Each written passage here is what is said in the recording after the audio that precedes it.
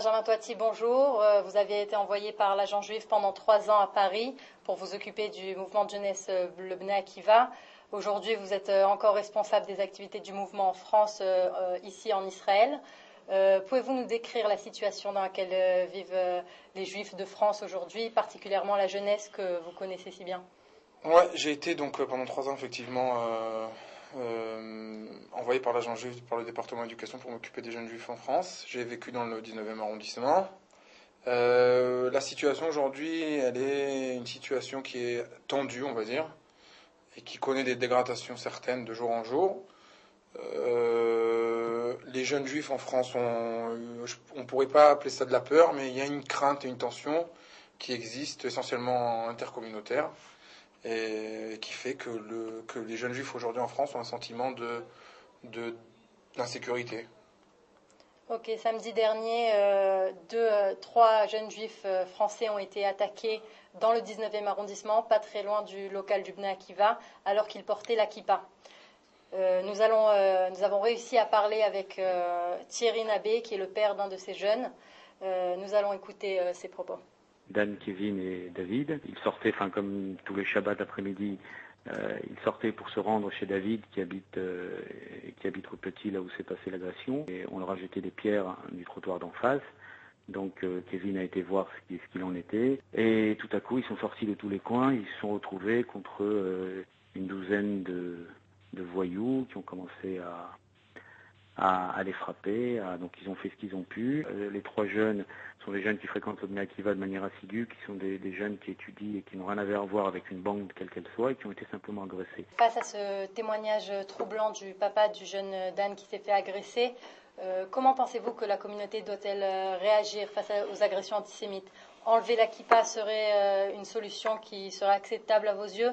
Les signes distinctifs restent un problème qui entraîne de nombreuses agressions antisémites aujourd'hui. Est-ce que les jeunes juifs de France doivent-ils enlever la kippa?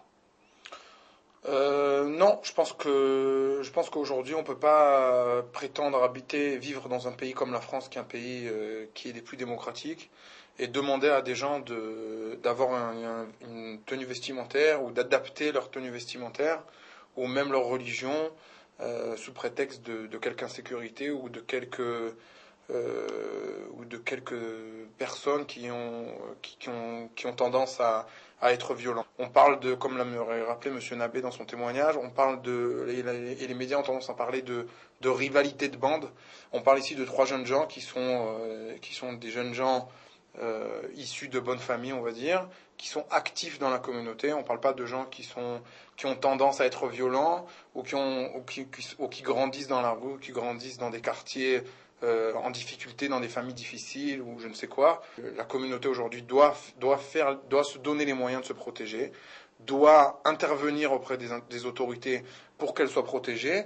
Il faut surtout pas rentrer dans une psychose ou dans une peur qui va demander à la communauté de s'adapter. Il y a des choses à faire, il y a des choses à prévoir. La communauté le sait et est organisée dans ce sens-là. Elle doit aussi intervenir auprès des autorités pour qu'elle soit protégée au maximum. En parlant des autorités, nous avons parlé à la conseillère de presse à l'ambassade française ici en Israël. Nous allons entendre maintenant sa réaction. Bon, les autorités françaises sont pleinement déterminées à tout mettre en œuvre pour lutter contre le fléau de l'antisémitisme. Nous avons, depuis 2002, vous vous en souvenez, nous avions été confrontés à une recrudescence des actes antisémites. Nous avons beaucoup travaillé pour combattre et enrayer l'accroissement des actes antisémites commis sur le territoire français.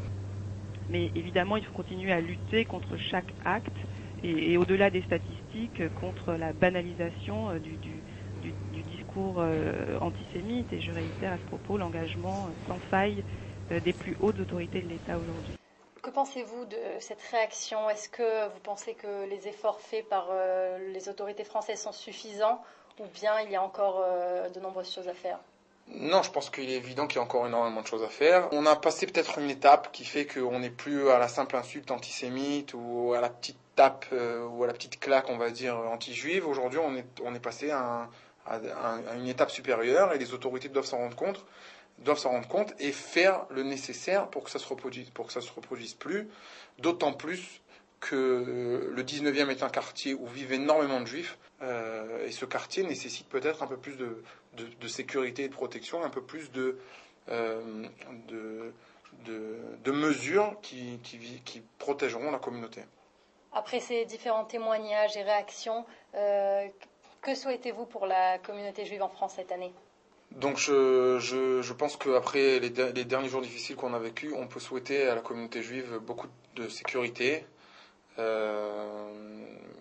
faire en sorte que la communauté juive en France continue à se développer, que le judaïsme puisse s'exprimer pleinement en France. On peut souhaiter bien évidemment une bonne année à tout le monde, Shana Tova, et à très bientôt en Israël.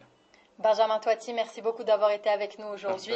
Nous nous joignons à votre vœu de bonne et calme année pour la communauté juive de France. C'était Dina Cohen pour InfoLive TV à Jérusalem.